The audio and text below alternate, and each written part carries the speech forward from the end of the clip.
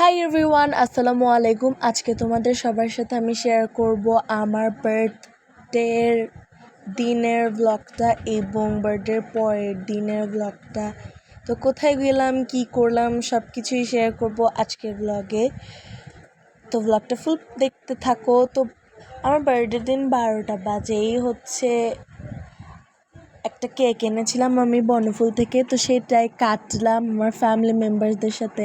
দেন আমার ওয়াফি আন্টি আমাকে আমার বার্থডের দিনই একটা কেক দিল, কেক গিফট করেছিল আমাকে। তো সেটাও ওদের সবার সাথে কেটেছিলাম, বেশ ভালোই লেগেছিল আমার।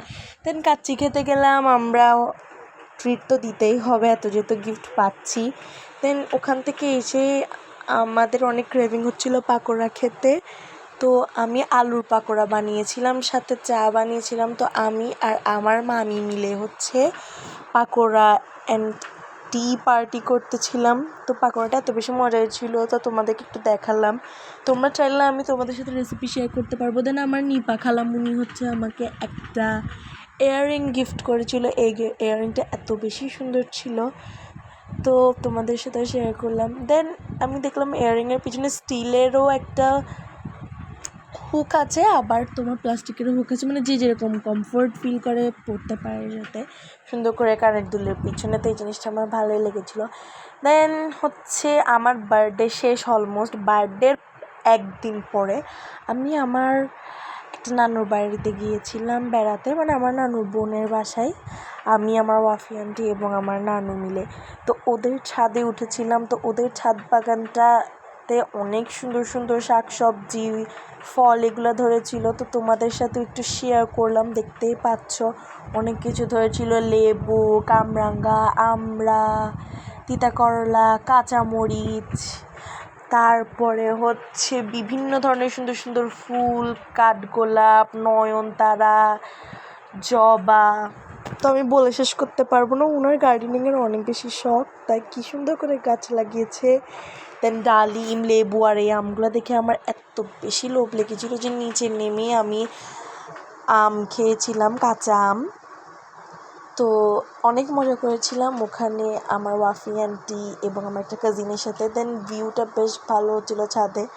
আমি আর আমার ওয়াফি আন্টি আকাশের দিকে তাকিয়ে তাকিয়ে ফিল নিচ্ছিলাম এই সুন্দর আবহাওয়ার।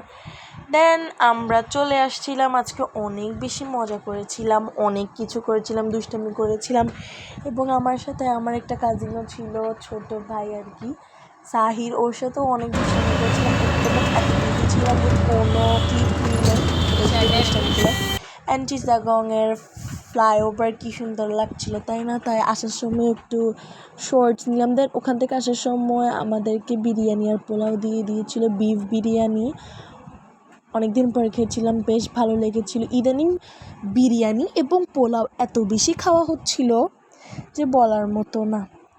তো তাই নিজের বার্থডেতে ভাবলাম যে কেননা মাটনের কাচ্চি হয়ে যাক, তাও আবার কাচ্চি ডাইনের। তো এনিওয়েজ এই পোলাওগুলো খাচ্ছিলাম রোস্ট এবং ডিম দিয়ে, ভালোই লাগছিল খেতে।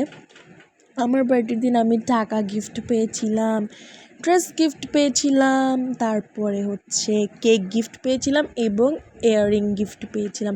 মোটামুটি এই বছর বার্থডেতে একটু ভালোই গিফট পেয়েছিলাম, গত বছর তেমন গিফট আমি পাই নাই।